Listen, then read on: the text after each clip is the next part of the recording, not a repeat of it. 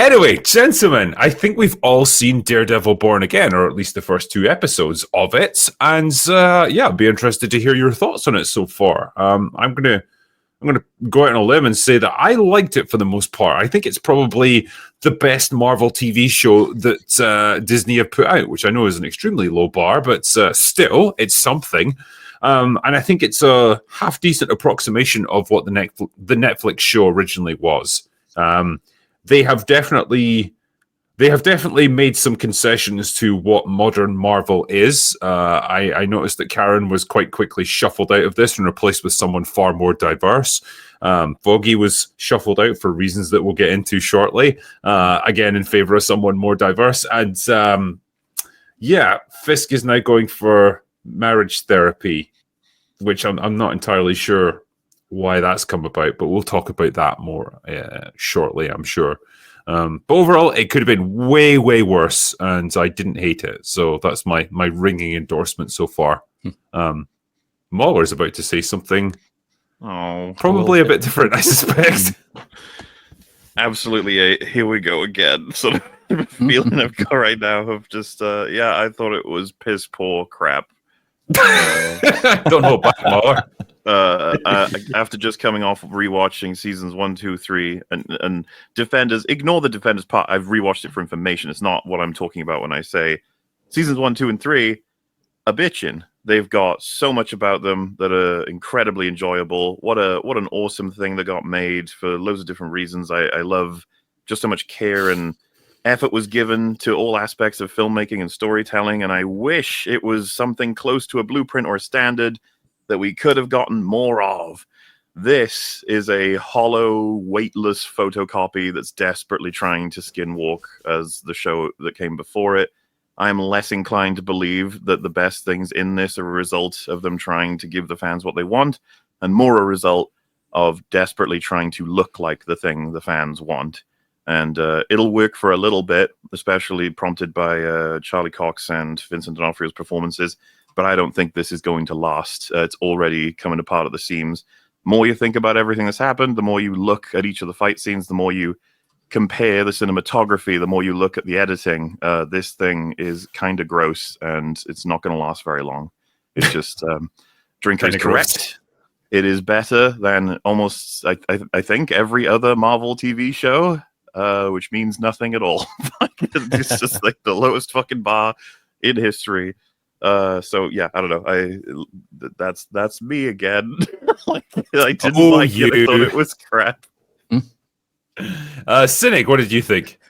I thought it was just okay. It's definitely not great by any measure. I didn't think it was as bad as Mahler thinks, but we're only 2 episodes deep, so I'm willing to give it some benefit of the doubt, but it's because it's an MCU product that I'm actually really wary about it and really worried. It starts off with the most banging 15 minutes of any Marvel show, that's for sure. Like you said, it's a low bar, but it really grabbed me. But I'm super nervous about the fact that it can actually follow through with what that first 15 minutes does. I'm sure we'll get into spoilers, so I won't say just yet. I'll wait until you break the seal. But it's going to need an incredible amount of weight to be carried. And so far, it's like the first 15 minutes happened, and you can tell it was almost like a reshoot. Like that was part of the reshoots. And then we just go off in another direction. So it's episode 1 and 2 are like bookended by really interesting things that feel nothing like the rest of the show. So cautiously optimistic, but we got a long ways to go. So okay. And Platoon, what do you think? I'm going to be cautiously pessimistic. Just to keep it balanced. We've got hate, we've got kind of like, and we've got kind of not like. Because I had never seen any of the original Daredevil run until this week, because I started watching it obviously to prepare for this. So I've managed to kind of second monitor all 3 seasons, and I thought, well, okay, I'm going to be prepared to withhold a lot of my major judgments on this show until I've had a chance to really properly and closely watch the first 3 seasons. However, having now seen episodes 1 and 2 of Born Again, the more I remember about the first 3 seasons, the less about Born Again makes sense, which is kind of the opposite of the way I was hoping it was going to be. There's characters who are in positions I don't think they really should be in. Decisions are made which I don't think are particularly supportable.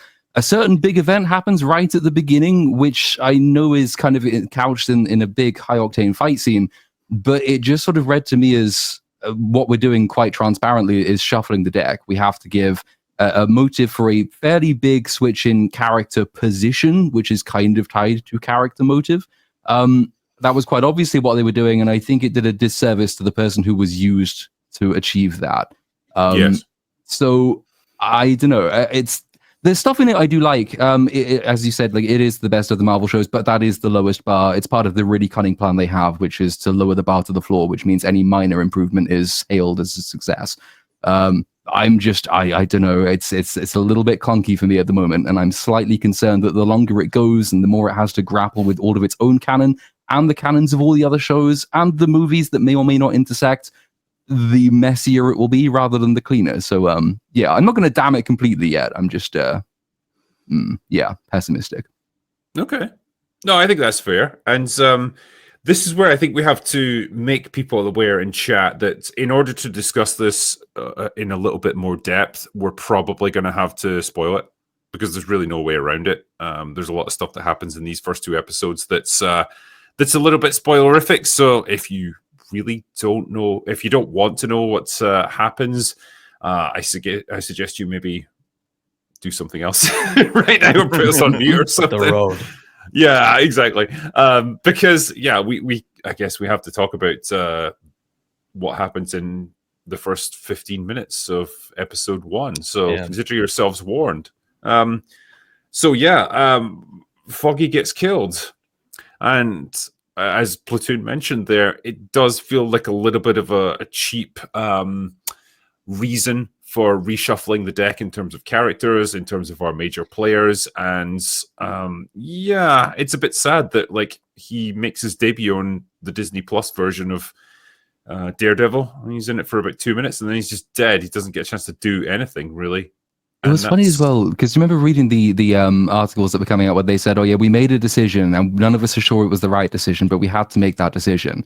I read those before I started watching season 1, and then I went to season 1 of like the original run, and as soon as I saw episode 1, I said, they're going to kill him.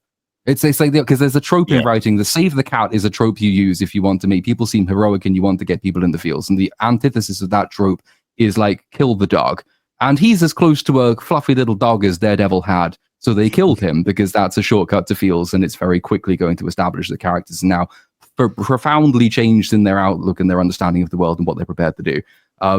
And I guess they figured that he'd maybe run out of story, so that was the choice they'd made. But then, of course, that's deployed in order to justify Matt Murdock not particularly being Daredevil at all for any of these first 2 episodes. He's kind of turned his back on his whole superhero guise, seemingly sort of out of a promise it was implied that he'd made to Foggy. Was that a line of dialogue where like, because Foggy's got like this witness embedded in his own apartment, but he hasn't told anyone because he didn't want to give Matt an excuse to be a vigilante again. Did I interpret that correctly? Is completely fucked, and to be honest with you, I don't think anybody's tracking the full continuity. So post season 3, Daredevil is back, and then we see him in She-Hulk, and then we see him in Echo. And then this is set soon after that. And then we skip forward 1 year to be up to the present, meaning he's been Daredevil consistently. Foggy was never fully on board with the antics of Daredevil, but he would never have hidden that the client he's got related to this current case that's incredibly sensitive and important is currently being hunted, and he's trying to protect him in his own apartment and not tell Matt. That makes no fucking sense at all. The only reason that happens is to get them all out on the street to have that reveal and to give this wacky excuse of, I didn't want to give you an excuse to be dead. I was like, he's been Daredevil for like fucking close to a decade now. That was what I was getting at. That was the slightly, I mean, maybe they will explain at some point later in the show that this is all a twist and there's some kind of setup involved and it was all part of a grander plan or a conspiracy or something. But that was one of the first things that bumped me was that, look, wait, why are you now hiding things from your best friend who you know is basically a superhero? And I've tried to scan back through seasons 1, 2, 3 to find out if there was any reason he would have done that, and I sort of came up short. So I wasn't sure if that was me misunderstanding or if it was just a bit broken. I think what it does is really it hard to track. hides. Yeah, it hides that really damning character decision in a big, bombastic action scene that's very reminiscent of the first season of Daredevil. That's almost like stops you from thinking about it too deeply. It's like, wow, there's so much else going on here. I'm not going to consider this too much. And then boom, Foggy's dead. And then boom, we've skipped forward a year. And then boom, a whole bunch of other stuff's happening. And let's just move on from it. Yeah, that's why it feels like so choppy. And I was super confused because I went back and watched recaps because it's been 7 years. So I watched like 3 or 4 different recaps to try and get the full story of season 1 through 3. And I do remember, so Bullseye being in season 3, but the fact that he kills Foggy and Daredevil doesn't really pursue anything, because I thought we left off season 3 where they teamed up against the Kingpin. Bullseye had his spine broken, and now Daredevil can throw someone off a roof 70 feet. The guy doesn't die, and he doesn't follow up or follow through or nothing. They definitely did not team up. That was a 3-on-3 finale fight in season 3. It's a very, very good one. IMO. Wrong. They're all angry at each other, sort of thing. But Kingpin does break his spine, and then he gets his spine surgery. And I guess over the years, he's managed to make a full recovery back to being super angry. Those AI recaps, damn it. Yeah, never trust them. But yeah, as First Last is pointing out here, without Foggy's idealistic outlook, Matt would just blackpill and you'd go full-time Daredevil. And I think that's the point. Like, he's the angel on his shoulder, isn't he? He's the guy who tries to see the good in people and humanity. And it helps to balance out Matt. Certainly is somewhat a heart of the team, where you might have expected it to be Karen. In reality, when you watch the show, it's definitely Foggy. Yeah. I mean, I'm still back at essentially like, yeah, this was a cheap shot, and all of the benefit comes from work that isn't theirs. Like, him dying is after a handful of some really shit dialogue, man. Like, the exposition was hurting, where they have like meta lines. The first thing you hear properly from them is, "I like to think we've evolved. Hell's Kitchen nostalgia's running pretty thin with you guys. Not nostalgia, reverence for the past and hope for the future." I was like, it's so meta. It's just like, like you say, it almost hurts. It's like, okay, we get it. You're trying to honor the past and move forward into the future. Like, we get you. It was already so strange where I was seeing them into the bar, and I already knew because I'd seen it a little bit later than everybody else, so I knew that Foggy was going to be dying. So I was like, every line here is going to matter significantly to how they're telling the story. And we spend a not so insignificant amount of time with 2 people I've never met before, discovering why one of them is retiring from the police. I was like, okay. And why the other one is interested in why Foggy is no longer with the law firm he was with in season 3. And now he decided to pursue the Murdoch, Nelson and Page stuff, which I was like, that's all. I know all of that from season 3. We did all of that. It ends with them starting that. Why are we doing this? Well, again, there's going to be a lot of people watching this that haven't seen the original show. Why would you need that? Foggy's about to die. Yeah, but they're trying to, like, I guess what they're trying to do is like acknowledge, yes, there was another show. this world, these characters do exist already. Here's a bunch of stuff that's happened, and this is where they're at right now. When you're killing someone, the context you need immediately for anyone who hasn't seen the past stuff is why these people care about each other. And Foggy barely says a fucking line to Matt and Karen in that bar. Yep. This is why I think some of this is reshoots, which is why it's so choppy. I'm not hugely interested in talking about like how it's a mess because of these meta reasons. I'm just like, can we just talk about what it is though? Because no, sure. Like I think it's sometimes interesting to speculate on the reasons why it ended up the way it did. I think there is a broader, because like that clunky exposition thing and trying to account for past shows for people who may or may not have seen them is a problem that does, I think, recur a couple of times across these 2 episodes. So you have passing references to the events of Hawkeye, and you have passing references to the events of Echo. I think it comes from the fact that they're not entirely sure how to account as writers for the fact that some of the audience will be completely clued into a huge story, and a large part of the audience won't have a clue what we're talking about. So when you might get a line where someone says to Kingpin, "You left the bed that I sat with you by for months while you recovered," most of the audience will probably think, what recovered in a bed. Wait, I thought at the end of Daredevil season 3 you were in prison. When did you get out and go to hospital? What were you recovering from? You got shot in the head? Who by? And then the same thing with him going and trying to, raise a protege and things like that, which is, I think is just, like I say, it's a function of the writers having to account for too broad an audience in terms of the amount of foreknowledge people bring in, which is always difficult, but you do need to commit to one approach. Either trust the audience or don't trust them, but don't go in between. I really respect the way it dealt with the events of Echo, and that way of dealing with it was pure mockery. Yeah, where they missed just it completely. They were when they talked about, I suppose it's Hawkeye / Echo, where it's like you had a protege, she shot you in the face, and then they both just laugh about it and then move on. It's like, wasn't that all fucking retarded? Let's not pretend. Let's not pretend that that's even vaguely relevant now. I would have preferred there was no reference to it whatsoever. I know, but when it's part of the MCU, you've got to account for it as much. The MCU is famous for not referencing any of its continuity. We don't get. This show is already a good example of that. They pretend like they're not in a world. Do you remember the in episode 2? I think is near the opening.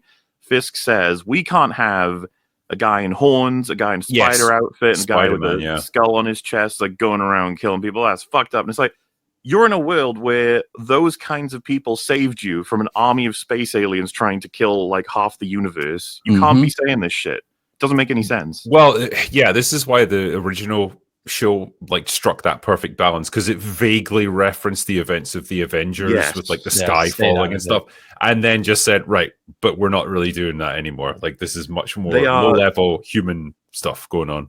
If I were them, I probably would have tried to stay away just completely from the MCU. But for some reason, they're going to... Well, I say for some reason. I know why. They're going to pick and choose what's useful to them to help out their story, which, as far as I'm concerned, is a bit of cowardice. You're going to have to do better than that.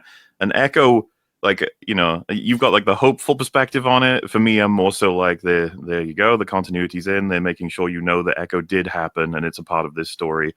And she did actually shoot him in the face, and he survived because...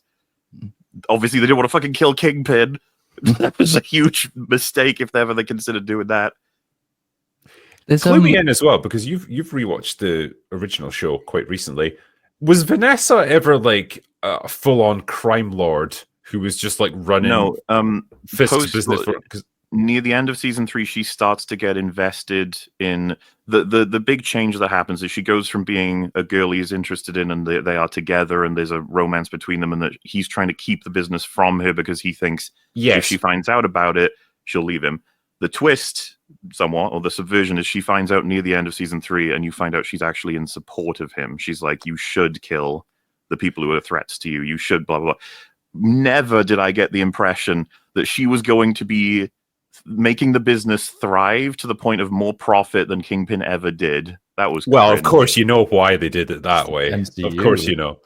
Yeah, exactly. Such an undermining takeover. It makes him seem kind of weird and needy and like a bit pathetic when he comes back. And it's like, you get the impression from her. It's like, I don't need him anymore. Like I've taken over the business. I'm doing better than he ever did, and like I don't even know if I want him to come back at this point. And I just thought that really is a switch in the dynamics of their relationship, because I got the impression, as you've described it as well, like from the original show, she was 100% in love with him, and to the extent that she was even willing to support him in doing the shit that he has to do as a criminal. I already hate their dynamic in this new one. I don't know what they're doing. They've you don't like therapy? Oh, gee. Kingpin and Vanessa in couples therapy. Yeah. What more can you ask for, fellas? This is the writers projecting all their fucking emotional bullshit onto these characters. It shouldn't have to happen either, should it? Because didn't the ending of Echo magically cures Kingpin of all his trauma with her Native American magic? So really, like, but not relationship problems. Oh, fuck, not relationship problems. I would have pretended that shit was never canon, because now that it is, that means that happened. That means that he's supposed to be like is that what they're trying to argue, that's why he's a more calmed down person thanks to Echo giving him therapy? I don't know if that's what they are arguing. Therapy. Yeah. So a big problem for me is the time skip. We can talk a bit about the nature of the death and the fight scene to follow, but by skipping time, we get told about what happened as a result. And this could be arguably spoilers for literally years from now or 2 years from now, whenever the new show comes out. But I mean, we got to speculate, and it's a part of analysis. According to the fans of the comics and just knowledge in general, Foggy has been known to fake his death. That's a thing. And the street number they have relates to a comic number where that happens. And so this is supposed to be implied that it's all an Easter egg, that Foggy is not dead, that this is all, for that, which I think is going to be pretty catastrophic for several reasons, including but not limited to, that means Bullseye failed to kill him, or that he deliberately only came across as though he was kind of killing him, but didn't actually. And then why would Foggy not reveal that for a year? What crazy plot line are they going to unveil that would make that make sense? And no, then, of course, it's because he's a Skrull mauler. The other problem is that we got all of the consequences of his death, whether or not it's faked, and we didn't see any of them. We only get told about them, right? Mm. So we don't see Matt having to come to terms with his heart it's Marvel. They'll just make up whatever. He took a fucking injection that made his heart stop. Yeah, Nick Fury did that in Winter Soldier. Yeah, so. exactly. Yes. This fucking franchise, it sucks, man. but that's apparently what we're on our way for. So anyway, we don't see Matt dealing with the death of Foggy like over several episodes, the weight that would have given, and the rage and the guilt, whatever have you. We don't see him pursuing Dex over why. Like, why did you do this? Post season 3, Dex should be going after Kingpin, not Daredevil, not Foggy of all That's people. what I was so like, confused about. I would have loved to have seen the scenes where he tries to find that out, but we've apparently skipped over that too. I don't know if we're eventually going to get that a year later, but that would be weird. We didn't see him give up Daredevil. We didn't watch that process. We didn't see him break up his relationship and make it fall apart with Karen. We didn't see the crisis you would have experienced, like reconciling what did happen with what should have happened and who Dex is and whether or not you should have killed him before, or how this has affected his ultimate rules. That's what season 1, 2, and 3 cover in depth. And this show is just like, boom, he killed him. You're like, whoa. And it's like, that's no more Daredevil. It's like, you can't do that in the first 10 minutes. It's not your payoff. You have to build it. Yeah, and it's on like top of that, Foggy's family don't get this information from Matt. We don't get to see that scene. We don't get the supporting cast, which includes a lot of characters I want to bring up later because I'm kind of annoyed about this, that they've all been left out. There's no mention of Marcy. That was Foggy's girlfriend, near wife by the end of season 3. She's just gone. And it's like, yeah, a lot of time's passed. Like, what's with this disrespect, man? And like all of this is skipped over, wiped out. We just get told a series of bullet points about how it happened. And then we spend most of the episode with Matt talking to people we've never met before. Yeah.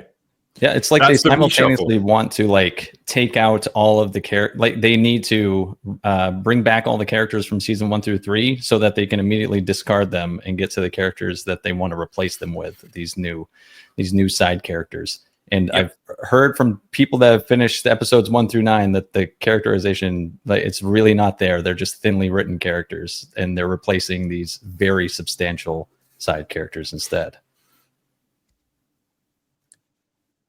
Well, that's good to know.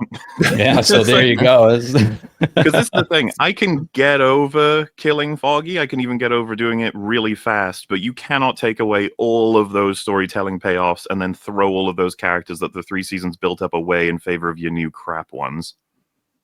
It does feel quite distinctly like there's almost an entire season's worth of material condensed into the first 15 minutes. And even into the first episode. Because you've got these massive things that are recurring, the 2 big ones and the 2, major character journeys you've got going through. You have Foggy's, you lead up to Foggy's death, and Matt swears off Daredevil as a response because he seemingly broke the rule he used to have about not killing people by trying, although failing to kill someone. And on the other side of things, you've got Kingpin, who is now out of prison, running for mayor of New York, which I'm sure we'll come back to, and being elected mayor of New York as well. And this all takes place very, very quickly. They all think basically within the first episode.